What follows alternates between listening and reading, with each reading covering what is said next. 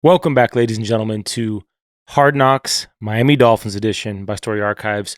I'm your host, Mario Busto, bringing it back to you on this holiday episode post-Christmas.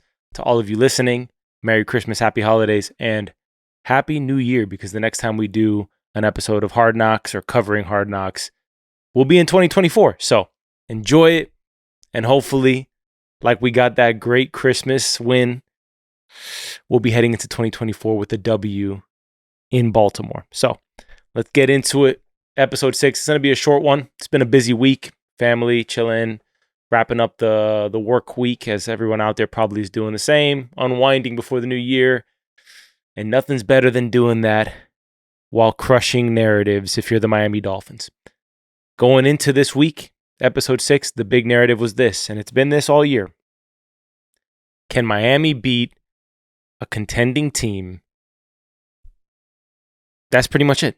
Can Miami beat a team with a winning record? And they did it this week. McDaniel set the tone with his guys, all right? Set it to a point where he gave the players permission, essentially, to F off, right? Pretty much tell the media, anybody who's bringing that narrative into the house, or if they start to overthink about it themselves, to pretty much put that to rest in their mind and move on, prepare. And it seems like it's resonating with the players, right? Because we took care of business against Dallas, who also came in highly motivated after getting their asses whooped against Buffalo at Buffalo, right? And I kind of have said this, maybe not on air, but I think maybe I did to guest host Chris Romero earlier in the season. But Miami in lots of ways parallels Dallas, right? We got a high-powered offense, very good defense, a defense that pretty good at takeaways, you know. I don't know what the stats are with Dallas, but they seem to have a defense that's pretty good on takeaways in their secondary and with Parsons on the front line. And you have, with Miami, a high-powered offense that's kind of shifting now to a very defensive-focused squad, right? The defense has been setting the tone in the last few games.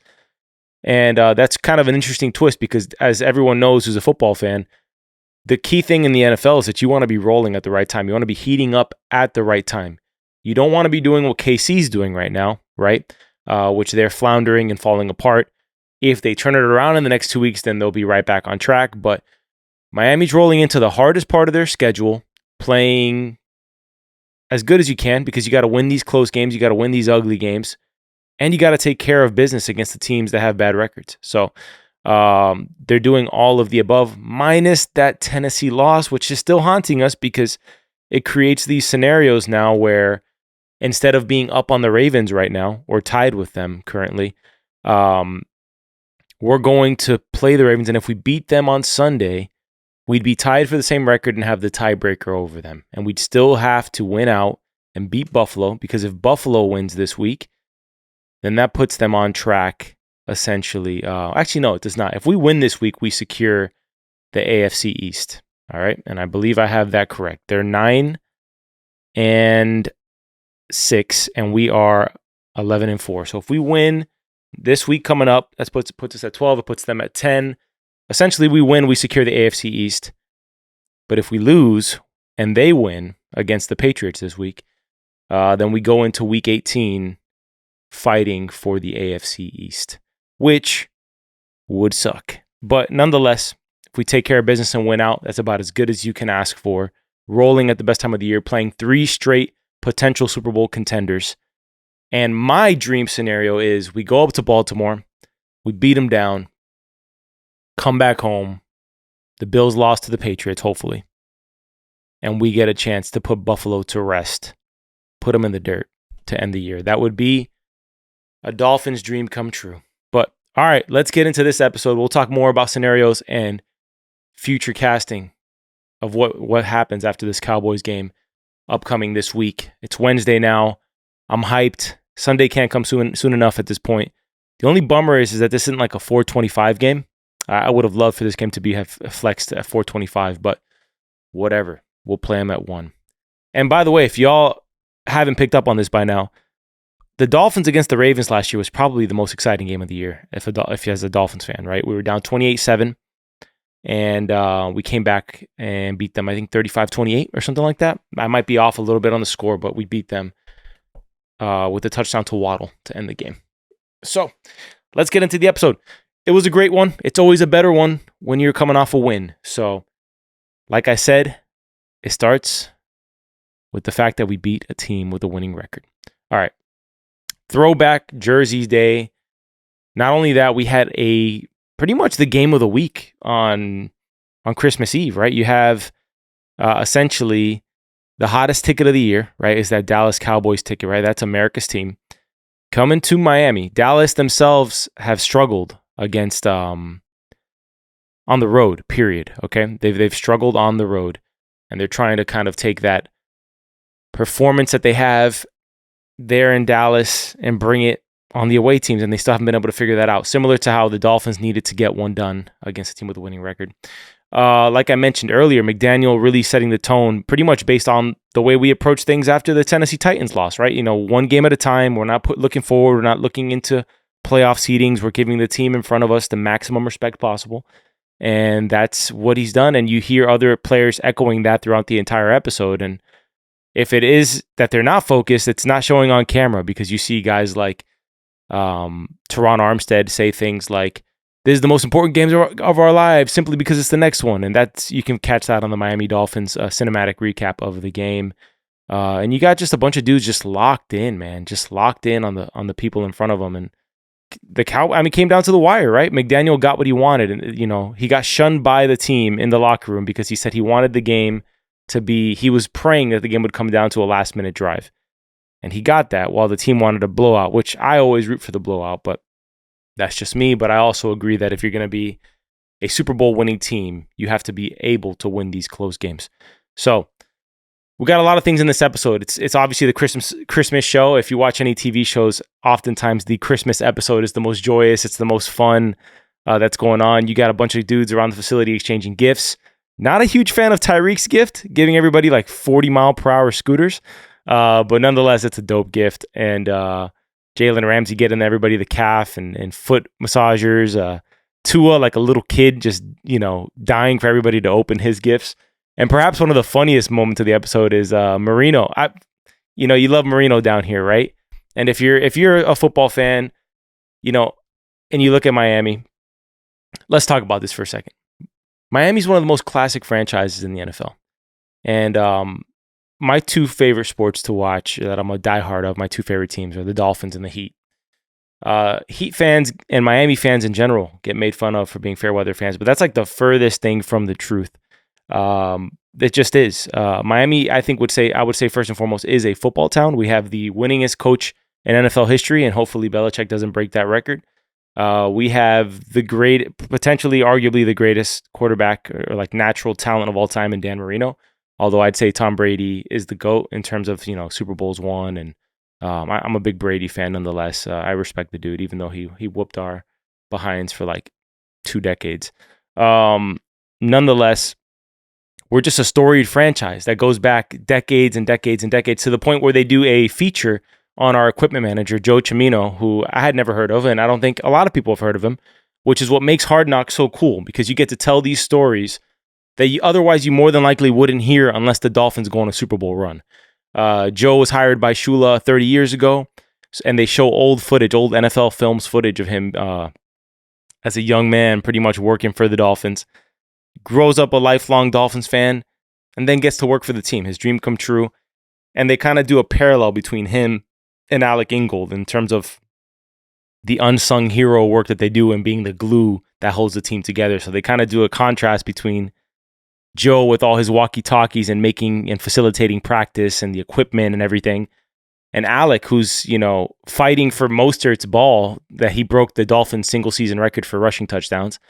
And he's going and pretty much fighting to get that ball so they can send it to Canton, Ohio, which is just, it's dope to see this. And Joe isn't the only one who gets a cool feature. You also get Mostert. You get to learn a little bit about how he came from, pretty much, I don't know how much of a poverty-stricken situation he was in, but it wasn't obviously as good as the situation he's living in now. And he goes to New Smyrna Beach to go visit where he grew up, and kind of reflects on the fact that he's having a career season and seeing how far he's come. And you also see Kader Kohu, who has his parents have a cool immigration story, where they immigrated from the Ivory Coast. And I'm assuming moved to Dallas because his dad is a conflicted Dallas fan this week. as he roots for his son.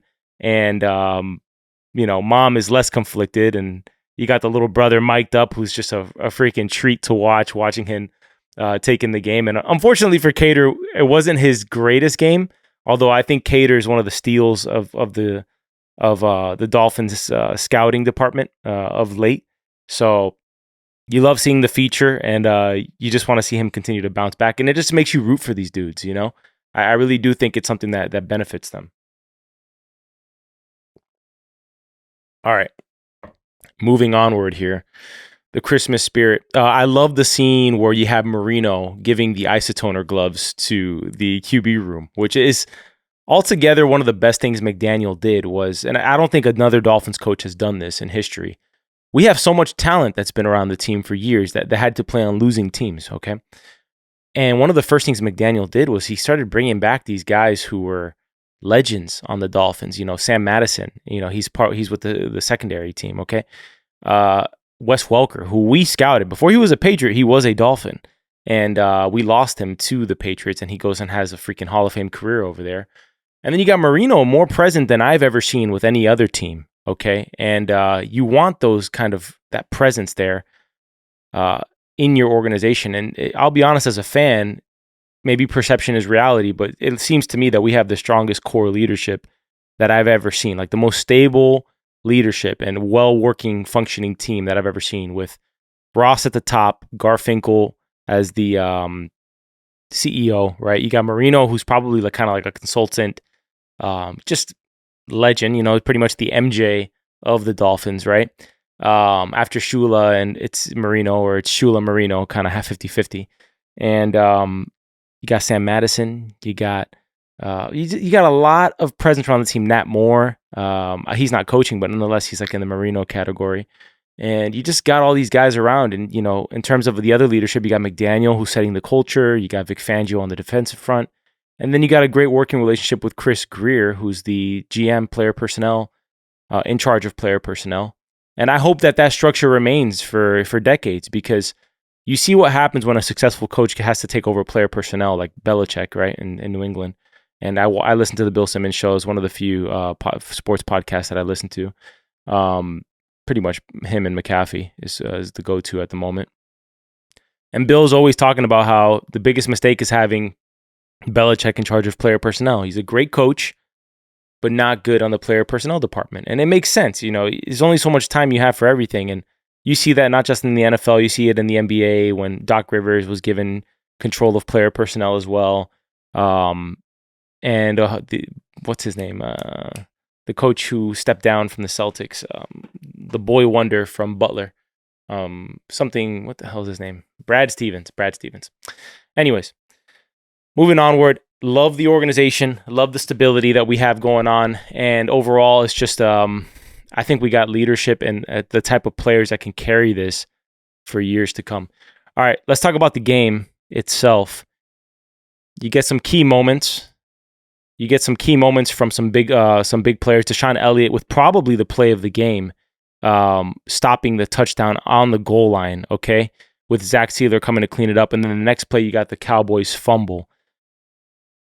As a Dolphins fan, you're looking at that play and you don't even see, in that situation, all you're hoping for is a takeaway or a goal line stop, that you keep them to 3. What happens is the best possible scenario where you pick up the fumble. But Jason Sanders, huge bounce back game. As a Dolphins fan, I'm going to say straight up, trust in Sanders has been shaky. And I think I think that position is so much about confidence. And for him to have a 5 field goal game was just so massive for him. Jeff Wilson, who hasn't gotten a lot of touches this year, he comes up clutch on that final drive with 2 first downs, I believe. Tyreek wakes up in the second half, seemingly bouncing back from his injury. And unfortunately, we lose Mostert and Waddle to some injuries. Hopefully not out Sunday, but nonetheless, we lose them for a little bit. Okay. Other than that, in terms of this show, this is the first Hard Knocks season that's ever gone to the playoffs. This is already statistically the best team that's ever been covered by NFL Films on Hard Knocks. Okay. I said it before. I believe I've said it in the last 2 episodes. If the Dolphins go to the Super Bowl, which I have boldly predicted, in previous episodes, which is not like a crazy hot take or anything like that. This will go down as the greatest sports documentary potentially ever. I don't think we've ever seen a documentary. Maybe The Last Dance, right, is the only one that we've seen, which is why The Last Dance is also so loved, right? You're following the most iconic, mythical player to ever play a sport, pretty much, right? But if the Dolphins make it to the Super Bowl and win the Super Bowl, I don't know what sports documentary could come close to topping that situation of seeing that entire story. It would be one of those things where back in the day, you'd see like a freaking call toll free, after the Yankees would win a World Series, it would say like, call now to get the New York Yankees World Series collection and the VHS of blah, blah, blah. And, you would have a VHS tape that would take you through the entire playoff run, right? But this would be the craziest thing ever to see an actual, I don't even know how many episodes it would be. It would probably be, we have week 17, week 18 coming up. So there's already been 6 episodes. So it's 8 episodes. If the Dolphins get the 1 seed, that would give them a bye week. So I'm assuming they would skip an episode for the bye week, or maybe they wouldn't.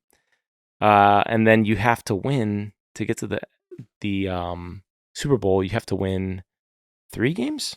Am I tripping? Let me look it up real quick. 1 second. 1 second, yo. Let me see. You get the wild card round if you have to do the wild card, divisional round, conference championship. Okay, so you got to win 4 games, which is what I thought. 3 to get to the Super Bowl.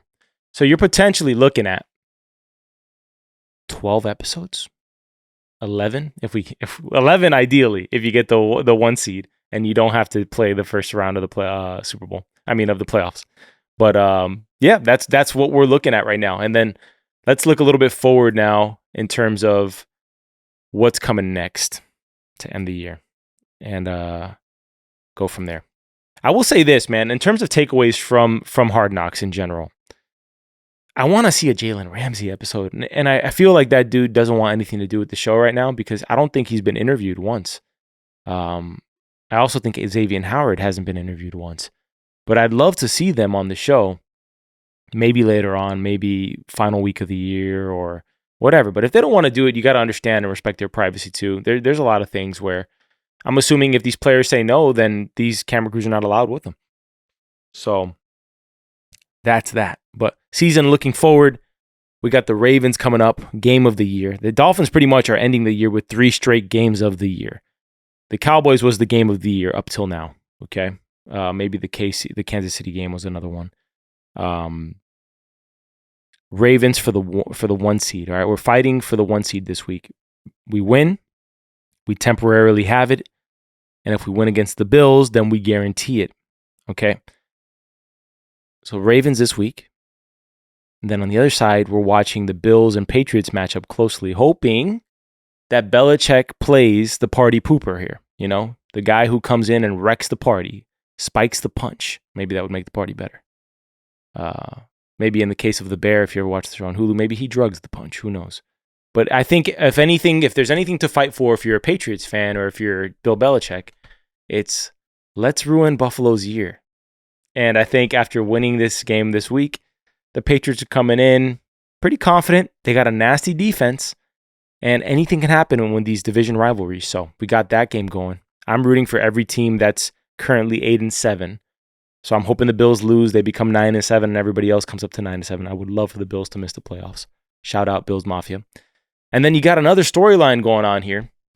Tua, to end the year, is going to be facing, I know we've had this conversation of who are the MVP frontrunners. At one point it was Dak. Then since Dak hasn't played well the last couple weeks, it was Purdy.